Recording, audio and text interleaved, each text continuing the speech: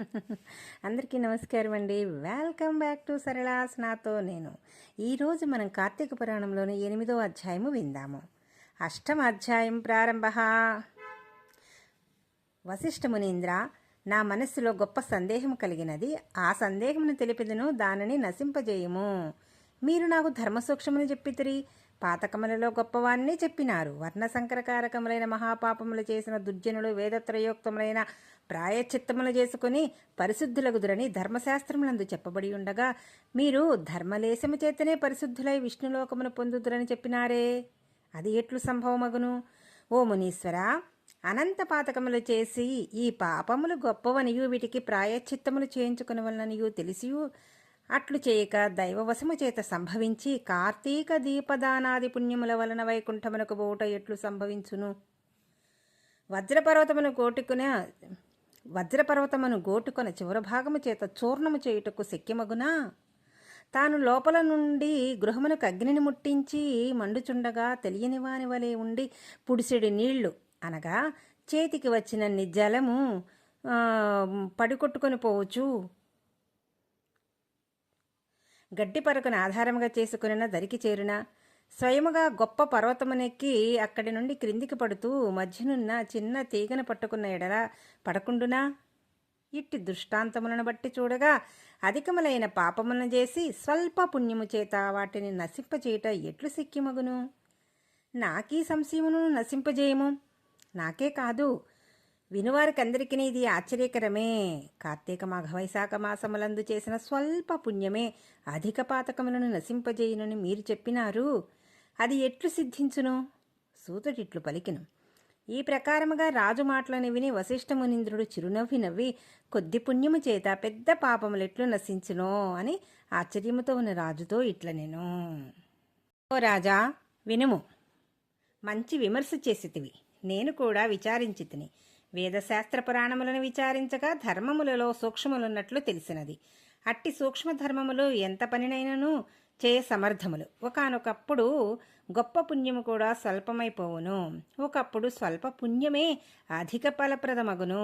కనుక ఈ విషయమందు సందేహము పొందకము. చెప్పెదను, సావధానముగా వినుము. ధర్మములు గుణత్రయముతో కూడుకొని స్వల్పాధికములగును. గుణములు సత్వము, రజస్సు, తమస్సు అననవి 3. ఈ 3 గుణములను ప్రకృతి వలన కలిగినవి. ప్రకృతి అనగా మాయ. అందులో సత్వగుణము వలన చేయబడిన ధర్మమును సూక్ష్మమందురు. ప్రాయశ్చిత్తములన్నయు తమస్సు వలన కర్మకాండయంతయు రజోగుణము వలన కలిగినవి. తిరిగి జన్మ ఇచ్చునని తమోగుణము వలన చేసిన ధర్మము తామసమనబడును. ఇది నిష్ఫలము. ఇందులో సత్వగుణముతో చేయబడిన ధర్మమును సూక్ష్మమని నీకు చెప్పితిని. అది కొంచెమైనను కాలయోగము వలన వృద్ధి నొందును. దేశమనగా పుణ్యక్షేత్రము, కాలమనగా పుణ్యకాలము, పాత్రమనగా యోగుడైన బ్రాహ్మణుడు. ఈ 3 విధముల యోగ్యతని విచారించక విధి రహితముగాను మంత్రరహితముగాను చేయు దానాధికము తామసమనబడును. ఇది ఎంత గొప్పదైనను సర్వపాపనాశన సామర్థ్యము గలదు కాదు. ఓ జనక మహారాజా, దేశకాల పాత్రములను విచారించి చేసిన ధర్మం అక్షయమై మోక్షహేతువగును. ధర్మం అధికమో స్వల్పమో కాలమును బట్టి విచారించి నిశ్చయించవలను. కర్మ పద్ధతి జ్ఞేయము అనగా కర్మసరణ ఇట్టిదని నిశ్చయించుటకు వీలు లేదని భావము. అట్లు దేశకాల విచారణ చేసిన ధర్మము వలన సుఖమును పొందుదురు. కాబట్టి జ్ఞానము చేత గాని అజ్ఞానము చేత గాని దేశకాల పాత్ర విచారణతో చేసిన ధర్మము అక్షయ ఫలము ఇచ్చును. ఇందుకు సందేహము లేదు. పర్వతము ఎత్తులా కట్టెలను పేర్చి అందులో గురువింద గింజంత అగ్నిని ఉంచిన ఎడల ఆ కట్టెలన్నయూ బూడిదయగును. గృహములోని చీకటిని చిన్న దీపమును వెలిగించిన నశించును. చిక్కగా ఉన్న బురద నీటిలో ఎంతకాలము స్నానము చేసినను చివరికి నిర్మల జలమందు ఒక మారు స్నానం ఆచరించిన ఎడల ఆ మురికి పోవును. అట్లే అల్పపుణ్యము చేత అధిక పాపములు నశించగలవు.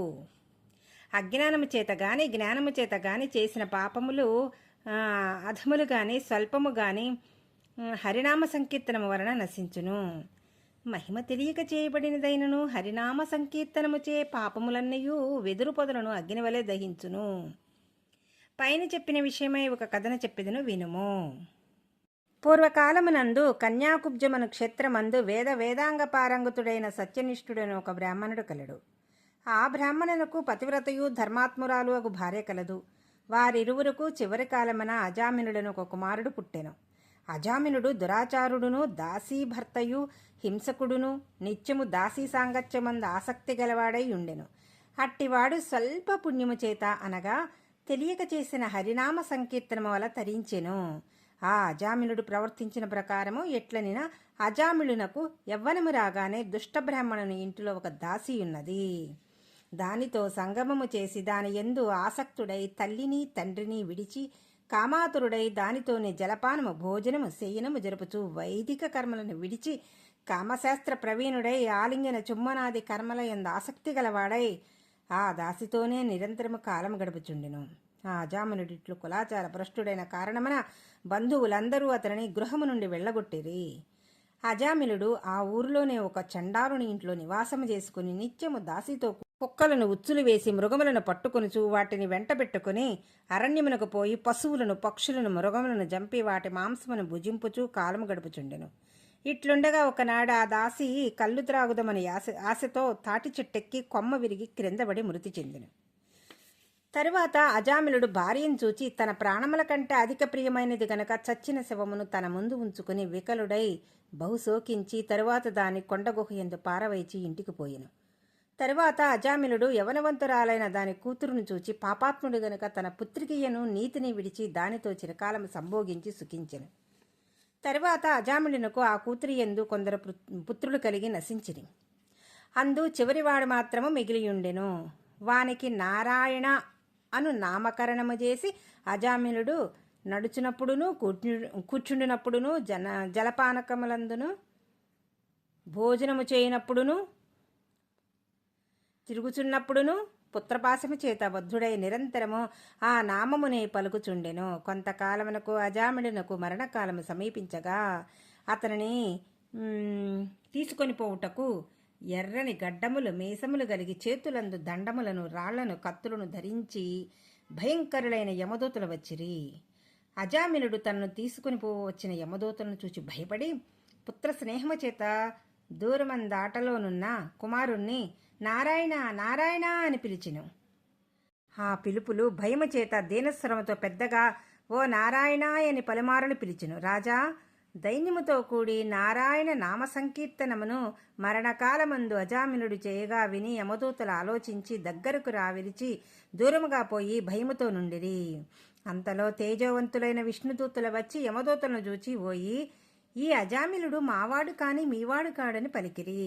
రాజా, ఆ విష్ణుదూతులు పద్మముల వలె విశాలమైన నేత్రములు గలవారును పచ్చని పట్టుబట్టలను ధరించిన వారును పద్మమాలాలంకృతులను కిరీటవంతులను కుండలధారులను మంచి మాలికలు వస్త్రములు ఆభరణములు కలవారును 4 చేతులు కలవారును సుందరదేహులును శంఖచక్రమును ధరించిన వారును తమ కాంతి చేత దేశమంతయు ప్రకాశింపచేయువారును అయి ఉండిరి. ఇట్టి విష్ణుదూతులను చూచి యమదూతులు ఇట్లనిరి, మీరెవ్వరు? కిన్నరుల, సిద్ధుల, చారణుల, దేవతల అని అడగగా యమదూతలను ధిక్కరించి విష్ణుదూతులు అజామిళుని తమ పుష్పక విమానం ఎక్కించుకుని తమ లోకమునకు తీసుకుని పోవు కోరుకు గలవారై ఇట్లు పలికిరి. ఇతి స్కాంద పురాణే కార్తీక మహత్యే అష్టమోధ్యాయ సమాప్తః.